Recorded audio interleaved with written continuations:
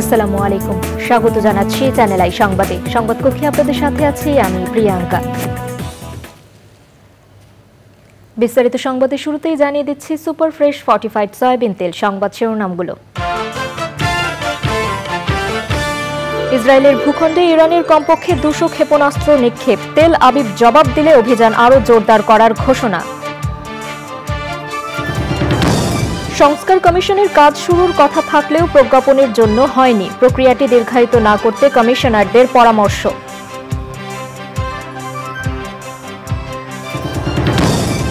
সামগ্রিক ক্রিকেট উন্নয়নকে অগ্রাধিকার দিচ্ছেন বিসিবি সভাপতি। ক্রীড়াঙ্গনের অগ্রযাত্রায় চ্যানেল আইয়ের ভূমিকার প্রশংসা। এবং সবুজে সাজাই বাংলাদেশ স্লোগানে ময়মনসিংহে প্রকৃতি ও জীবন ক্লাবের চারা বিতরণ। একটি করে গাছ রোপণে সুধীজনদের আহ্বান।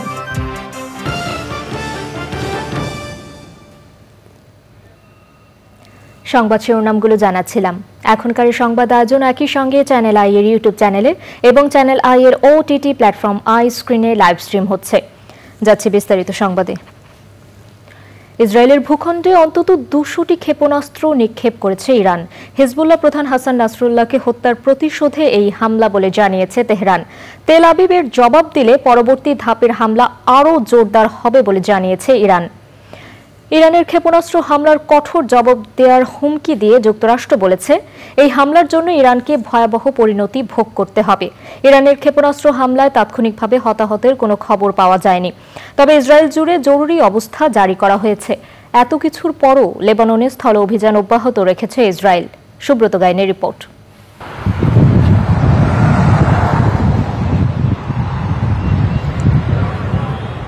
লেবাননে স্থল অভিযান শুরু করার পরই ইসরায়েলকে লক্ষ্য করে ক্ষেপণাস্ত্র হামলা চালিয়েছে ইরান।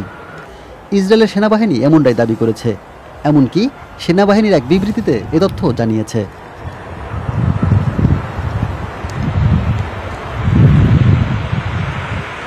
এদিকে ক্ষেপণাস্ত্র হামলায় ইসরায়েল জুড়ে সাইরেন বাজছে এবং দেশটির নাগরিকেরা নিরাপদ আশ্রয়ের সন্ধানে ছুটছেন।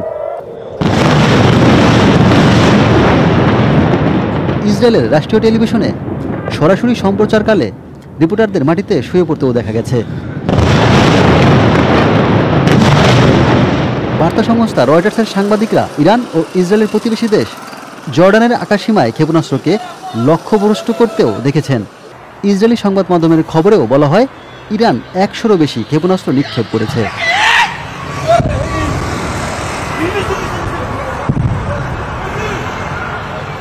এমন ঘটনায় ইসরায়েলের প্রতিরক্ষা বাহিনী আইডিএফ এক বার্তায় দেশের নাগরিকদের সতর্ক থাকার আহ্বান জানিয়েছে। একই সঙ্গে স্থানীয় সেনা কমান্ডের নির্দেশনা অনুসরণ করতে বলেছে। এর আগে ইসরায়েলের সেনাবাহিনীর পক্ষ থেকে বলা হয়, ইরান থেকে বড় ধরনের ব্যালিস্টিক ক্ষেপণাস্ত্র হামলা চালানো হতে পারে। হামলার সময় নাগরিকদের নিরাপদ কক্ষে অবস্থান করতে বলা হয়।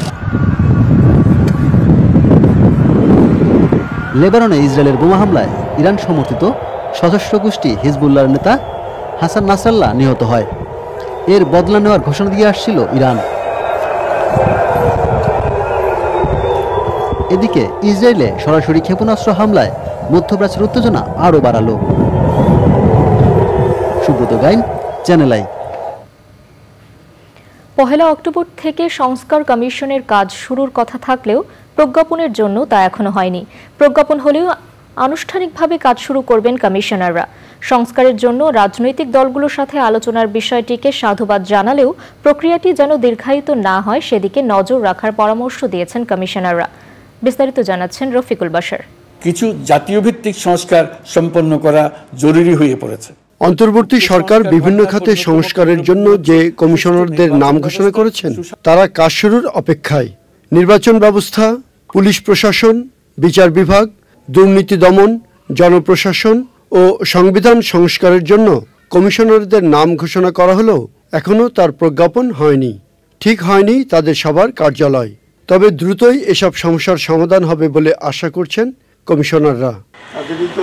সুষ্ঠু নির্বাচন আর দুর্নীতিমুক্ত সমাজ গঠনের জন্য যে সংস্কার প্রয়োজন তা করবেন বলে জানিয়েছেন সংশ্লিষ্ট দুই কমিশনার।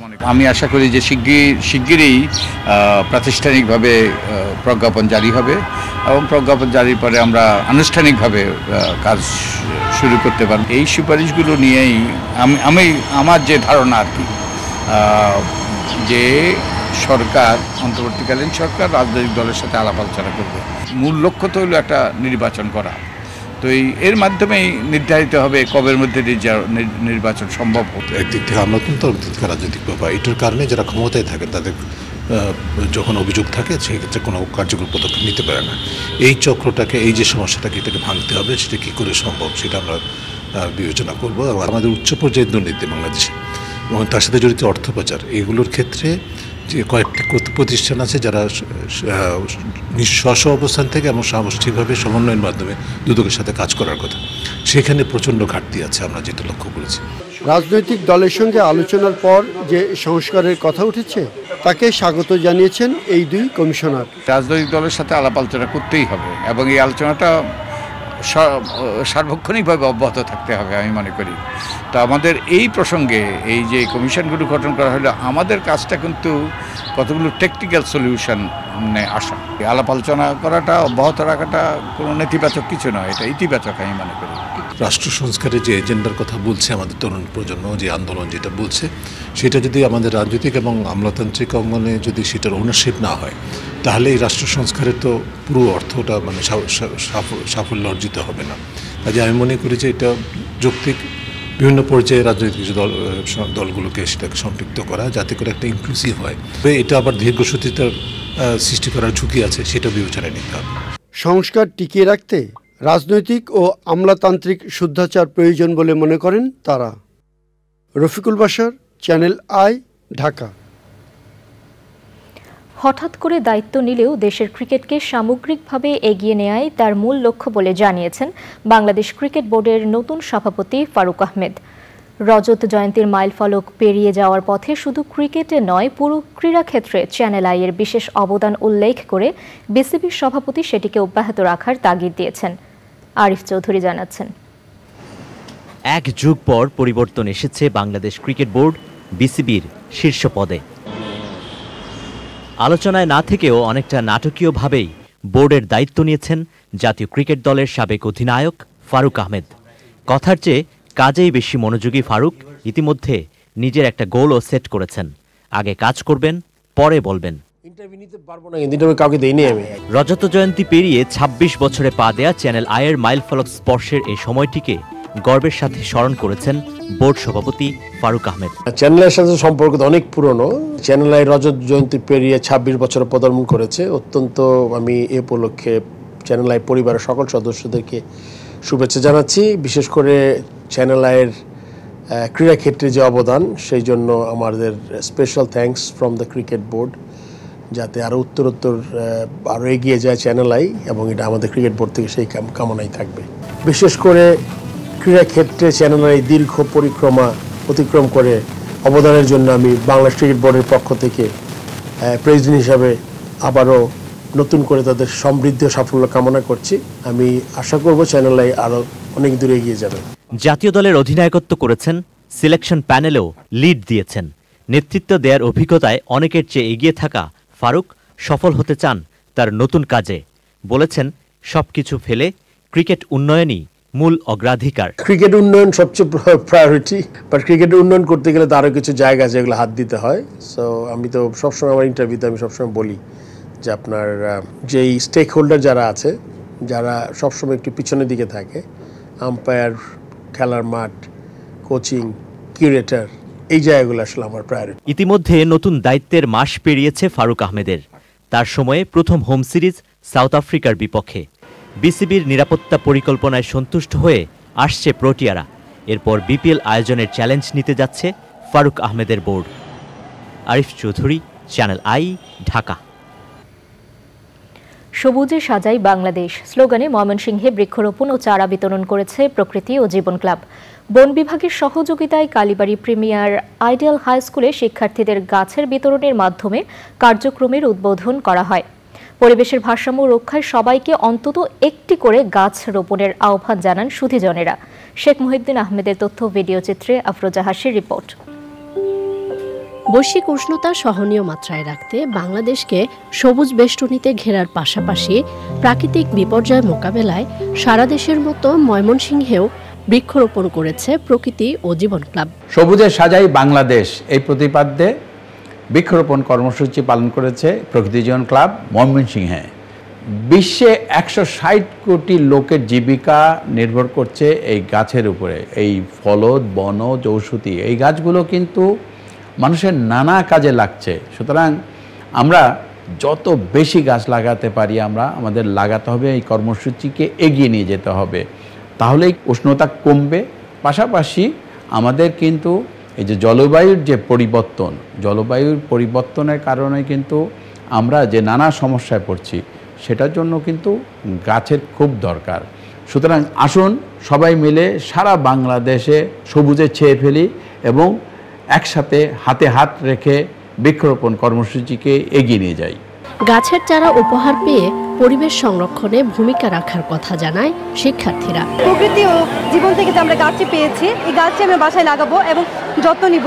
বৈশ্বিক তাপমাত্রা বৃদ্ধি পাচ্ছে, আবার জলোচ্ছ্বাস যে পরিমাণ হচ্ছে, গাছ লাগানো খুবই প্রয়োজন। এখন যদি আমরা গাছ না লাগাই, না হলে তো আমাদের পৃথিবী সজীব হবে না। ও গরম বাড়ছে, গাছ লাগানোর ফলে গরম কমবে আমাদের এখানে। গাছের সংখ্যা অনেক ছিল, অনেক খুশি গাছগুলো পেয়ে। প্রতি বছর অনেক গাছ নিধন করা হচ্ছে, এখানে যে আমাদেরকে গাছ দেওয়া হচ্ছে এটা আসলে একটা অনেক বড় একটা উপকারী জিনিস। মহতী উদ্যোগের প্রশংসা করে কর্মসূচি অব্যাহত রাখার কথা জানান সংশ্লিষ্টরা। সুন্দর প্রকৃতি, সুস্থ জীবন, এই প্রতিপাদ্য আমাদের প্রকৃতি জীবন ক্লাবের এজন্য উত্তরোত্তর আরো বৃদ্ধি পায়। পৃথিবীকে সবুজময় করে গড়ে তোলার জন্য এরকম কর্মসূচির ভূমিকা অনস্বীকার্য। প্রকৃতির যে বিরূপ আচরণ আমাদের দিকে দেহে আসছে, সেটার অলরেডি আমরা প্রমাণ পেয়েছি। আর সেটা থেকে মুক্তির জন্য আমার মনে হয় যে প্রকৃতি ও জীবন ক্লাবের যে আয়োজন আছে, এর বিকল্প আর কিছু হতে পারে না। সবুজ ছাড়া আমাদের বাঁচার কোনো উপায় নাই, সেজন্য জীবন ও প্রকৃতি ক্লাব স্লোগান দিয়েছে সবুজের সাজাই বাংলাদেশ।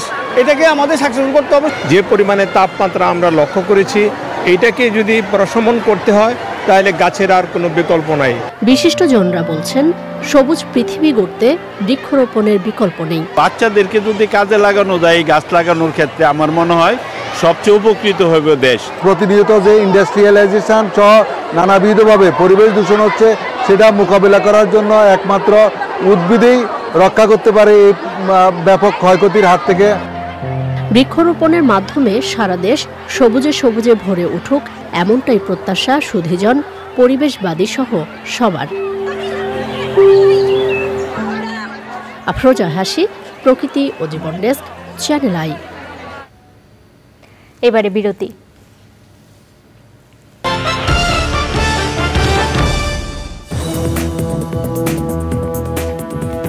ফিরে এলাম বিরতির পর।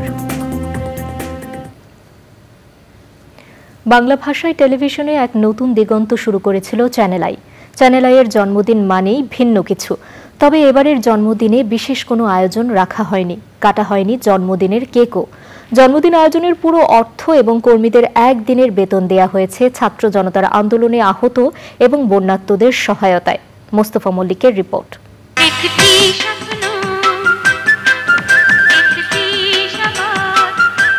25 বছর আগে নতুন পথের যাত্রা শুরু করেছিল দেশের প্রথম digital satellite television channel I.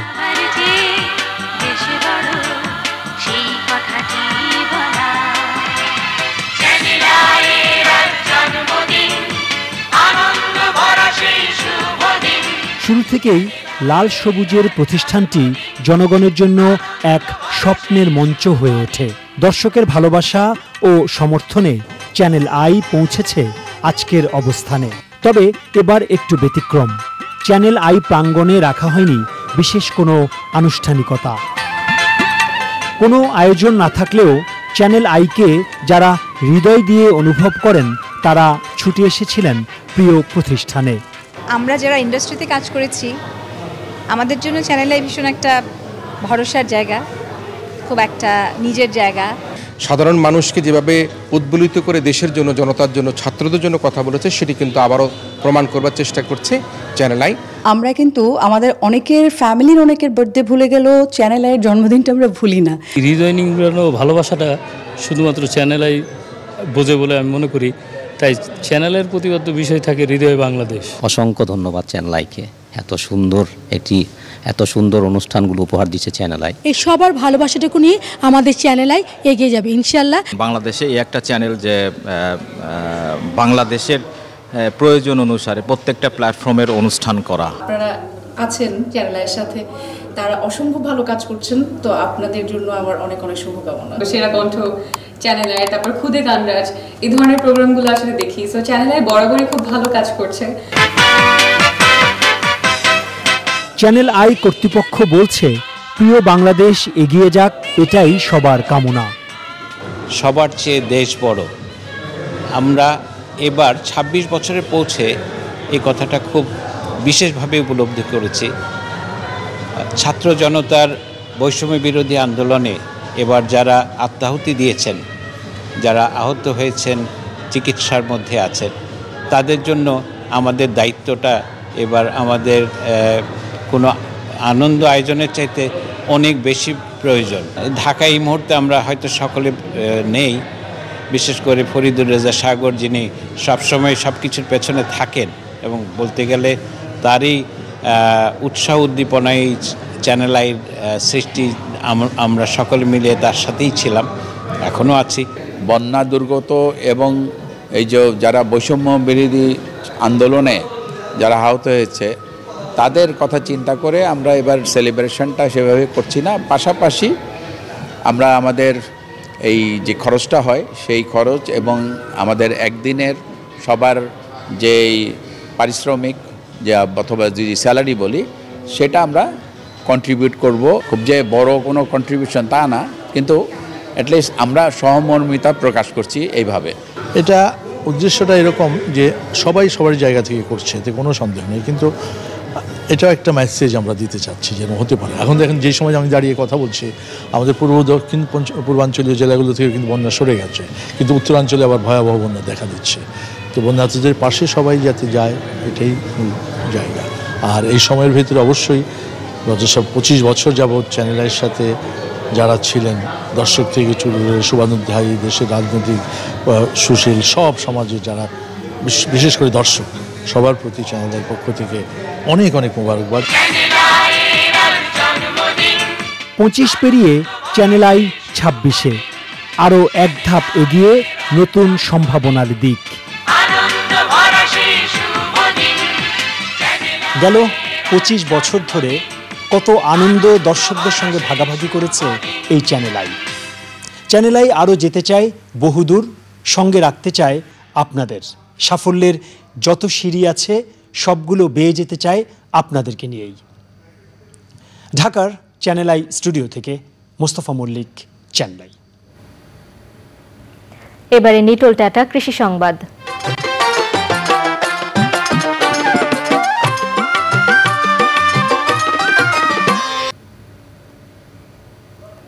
ভারী বৃষ্টিতে সৃষ্ট জলাবদ্ধতায় চাঁদপুরের ফরিদগঞ্জের অনেক ফসলের মাঠ এখনো পানির নিচে।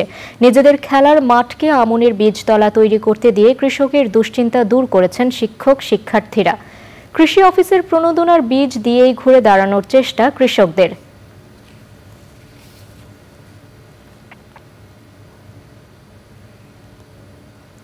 এবারে প্রকৃতি সংবাদ।